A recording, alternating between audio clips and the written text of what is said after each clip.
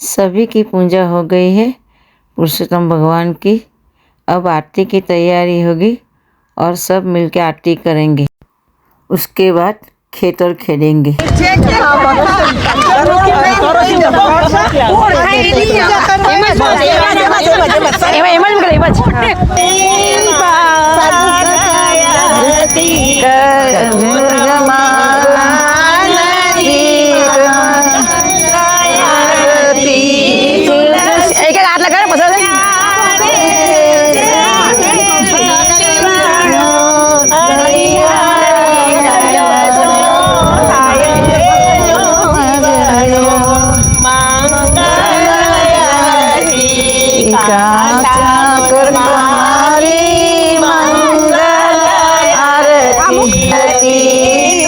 See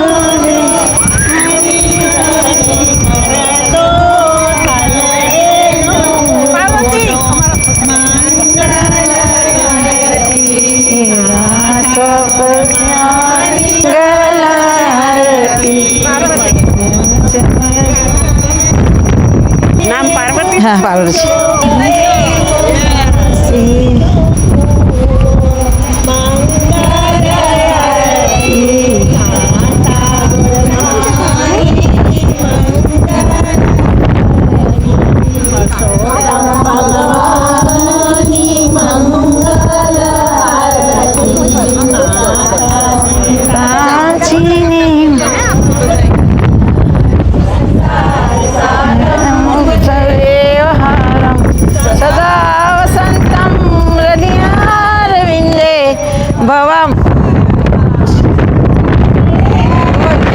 જય.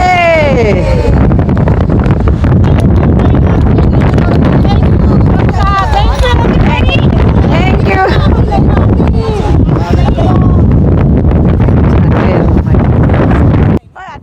अभी हम सब खेतर खेलेंगे.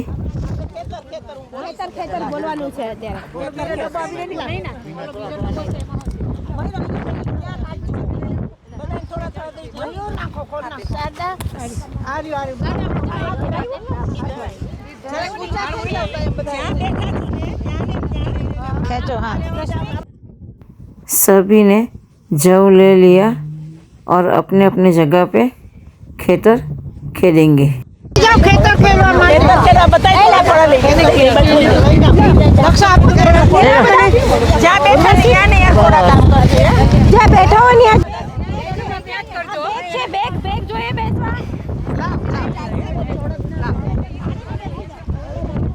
चल भेजो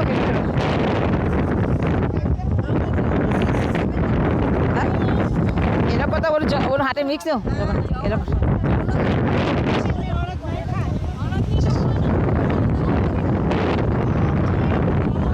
ચાલ જમીન માં તો બધું જ ઉગવાનું જવા ઉગવાના ઘઉં પણ બધું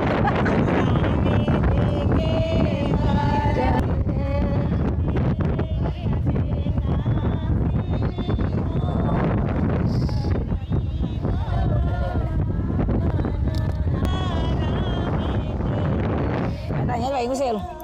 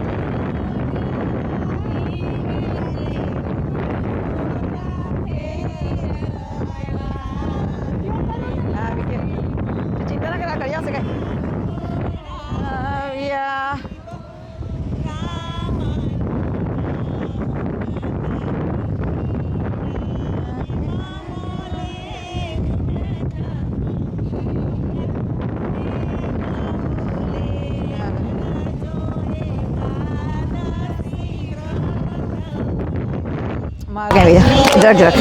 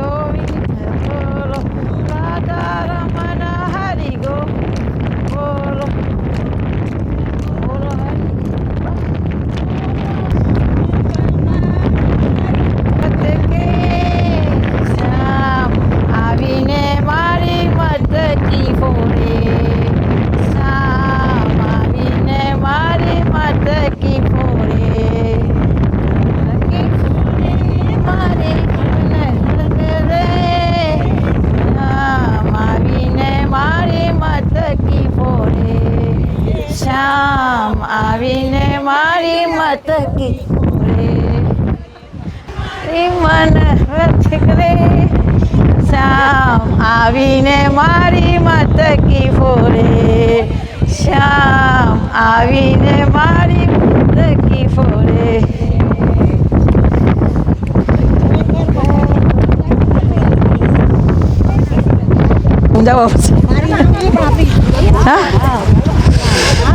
એટલે બસ મારો જન્મારો સફળ થયો. વાણિયો કુશળચંદ કોણી મારીને બોલ્યો, માગને. ભગવાન કહે છે તો તને માગતા શું જોર આવે છે?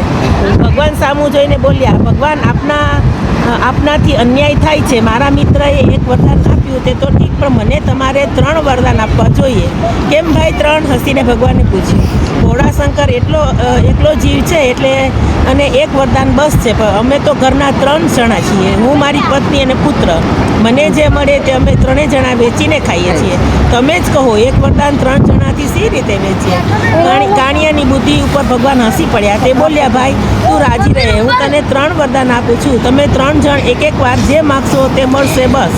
કુશળચંદ તો રાજી થઈ ગયો અને ભગવાનના ચરણોમાં દંડવત પ્રણામ કર્યા અને દર્શન આપીને ભગવાન અંતર્ધ્યાન કર્યા. બંને જણા ઘરે આવ્યા. ભોળાશંકરે ઘરે જઈ ભગવાન મારે તો તારા દર્શન જ કરવા હતા, પણ તે વરદાન આપ્યું તો હું માગું છું કે તમને ઠીક લાગે તે મને. કુશળચંદ ઘરે ગયો અને પોતાની પત્નીને કહ્યું, જો આપણને ભગવાનને 3 વરદાન આપ્યા છે, આપણે એક વાર જે માગીશું તે મળશે. વાણિયાના મનમાં આનંદ થયો.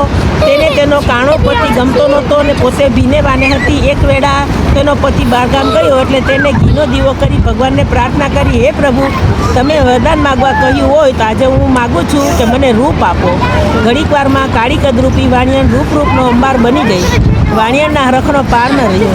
લોકોને પોતાનું રૂપ બતાવવા બેડું લઈને નદી કાંઠે જળ ભરવા ગઈ. એવામાં ગામનો રાજા ઘોડા પર બેસી ફરતો નદી કાંઠે જતો હતો. તેની દ્રષ્ટિ આ રૂપના અંબાર જેવી સ્ત્રી ઉપર પડી. તેણે તો વાણિયાને પકડીને પોતાને મેલે લઈ ગયો. વાણિયાને તો સુખ સાહેબીનો પાર ન રહ્યો. છોકરો કે પતિ કોઈ સાંભળે નહીં. દાસીઓ હા કહેતામાં હાજર. વાણિયો બહારગામથી આવ્યો અને ઘરે જુએ તો છોકરો એકલો. છોકરાએ વાણિયાને બધી વાત કરી. વાણિયાનો મિજાજ ગયો. તે સીધે પોતાની પત્નીની માગણી કરી. રાજાએ કહ્યું, ભાઈ, તારી પત્નીને મેં જોર જુલમથી રાખી નથી. તારી સાથે આવે તો લઈ જા, મારી ના નથી. ચંદે પોતાની પત્નીને ઘણું સમજાવી, પણ એ વળી આખું સુખ છોડી હાથે કરીને દુઃખમાં શું કામ પડે છે? એને તો ઘસીને ના પાડી દીધી. વાણિયાના ક્રોધનો પાર ન રહ્યો. તેણે ત્યાં જ ભગવાનને પ્રાર્થના કરી, ભગવાન, તમે મને વરદાન આપ્યું છે તે સાચું હોય તો આ મારી પત્ની હમણાં જ ગધેડી થઈ જાય.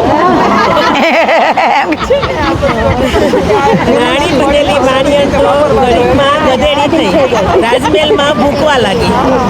રાજાએ ચાકરોને હુકમ કર્યો એટલે બધા ઊભા થયા. ગધેડીને રાજમહેલમાંથી આપી.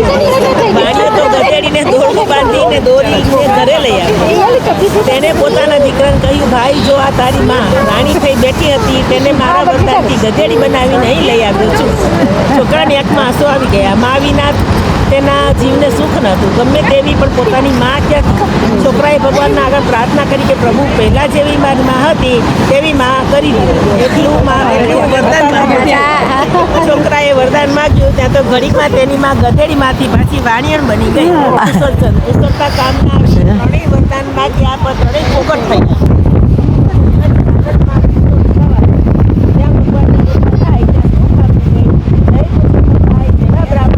ફર્યા તેવા સૌને ફરજો.